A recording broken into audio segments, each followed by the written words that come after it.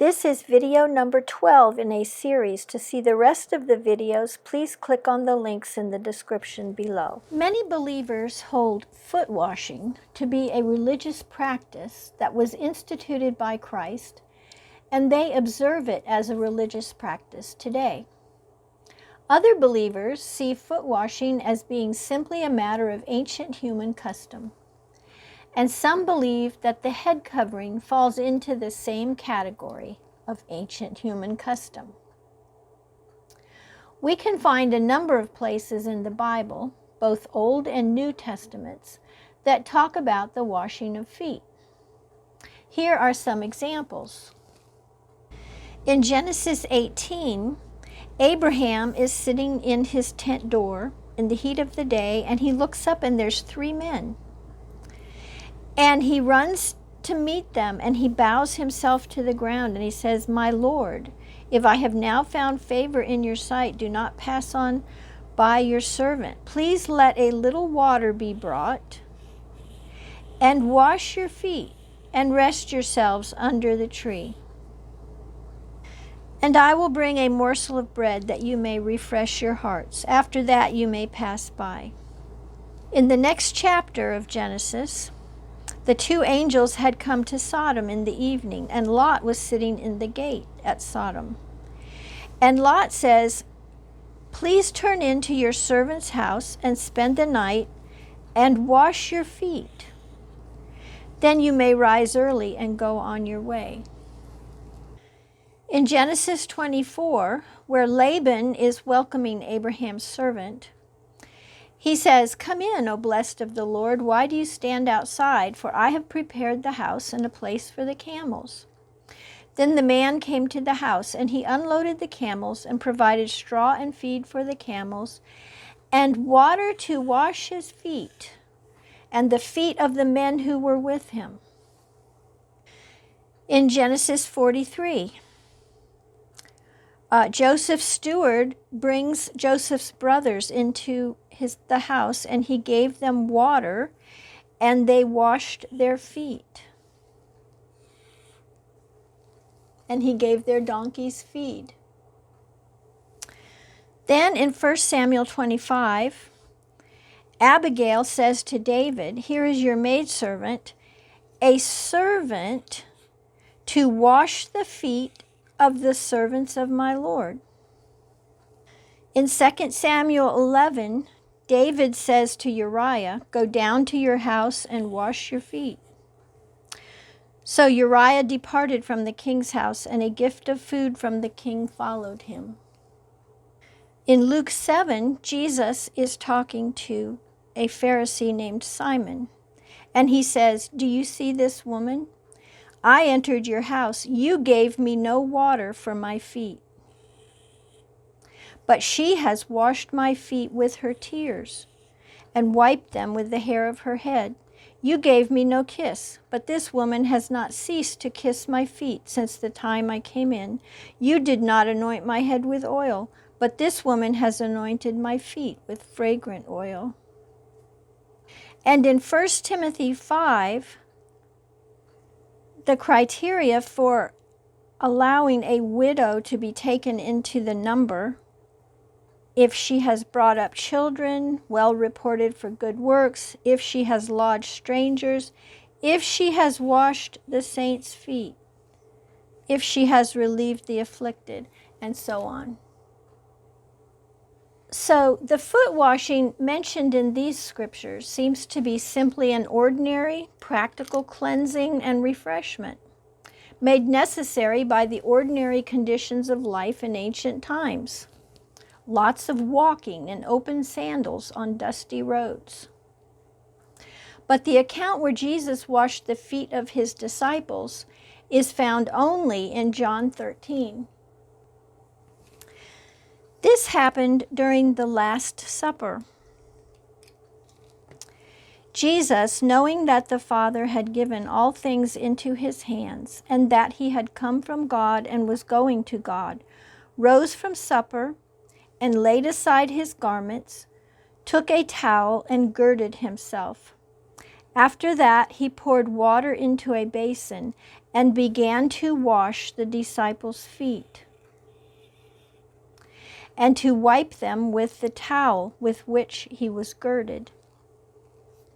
Then he came to Simon Peter, and Peter said to him, "Lord, are you washing my feet?"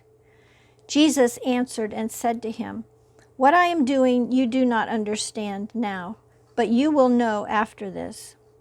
Peter said to him, "You shall never wash my feet." Jesus answered him, "If I do not wash you, you have no part with me." Simon Peter said to him, "Lord, not my feet only, but also my hands and my head." Jesus said to him, "He who is bathed needs only to wash his feet, but is completely clean. And you are clean, but not all of you." For he knew who would betray him. Therefore he said, "You are not all clean." So when he had washed their feet, taken his garments, and sat down again, he said to them, "Do you know what I have done to you? You call me teacher and Lord, and you say, 'Well, for so I am.' If I then, your Lord and teacher, have washed your feet, you also ought to wash one another's feet. For I have given you an example that you should do as I have done to you. Most assuredly, I say to you, a servant is not greater than his master, nor is he who is sent greater than he who sent him. If you know these things, blessed are you if you do them." Something more is going on here than just the ordinary everyday washing of tired, dusty feet. Jesus is the teacher, and he is teaching his disciples something by doing this. He is not teaching his disciples to practice hospitality, as some claim. Yes, Christians should be hospitable, but that is not the lesson here. If it were, Jesus would simply have provided them with water and let them wash their own feet, as Abraham did for the angels in Genesis 18, or as Laban did for Abraham's servant in Genesis 24.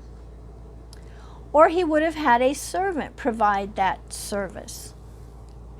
Jesus was either instituting a religious practice or he was teaching them a lesson on humility by giving them an example of humbling oneself in lowly service to others. I do not believe Jesus was instituting a religious practice because there is no A is B symbolism in this passage.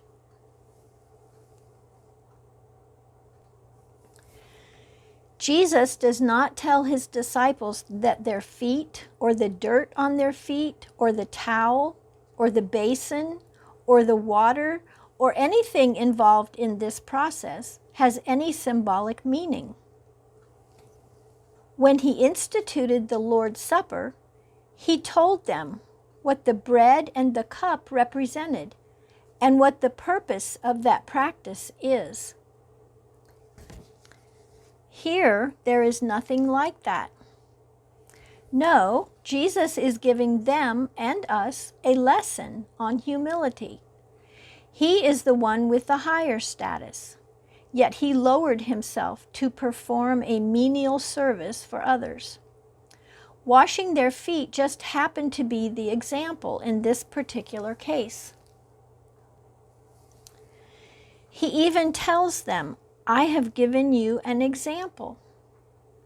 The purpose of giving an example is to illustrate a principle, to help students understand a principle so that they can apply it in other situations. Disciples today usually do not have a need for their feet to be washed, but the principle which the foot washing illustrates still applies. Some other examples of the principle of lowly service might be cleaning someone's house when they were sick, babysitting someone's children, including changing dirty diapers, picking up groceries for someone, mowing their lawn, and so on.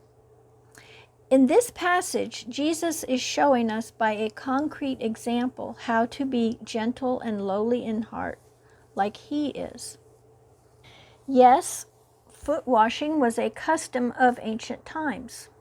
We today don't walk a lot in open sandals on dusty roads, and we don't have that custom today. Some say that the head covering was an ancient custom, and we don't have that custom today. But there is a very significant difference between foot washing and the head covering.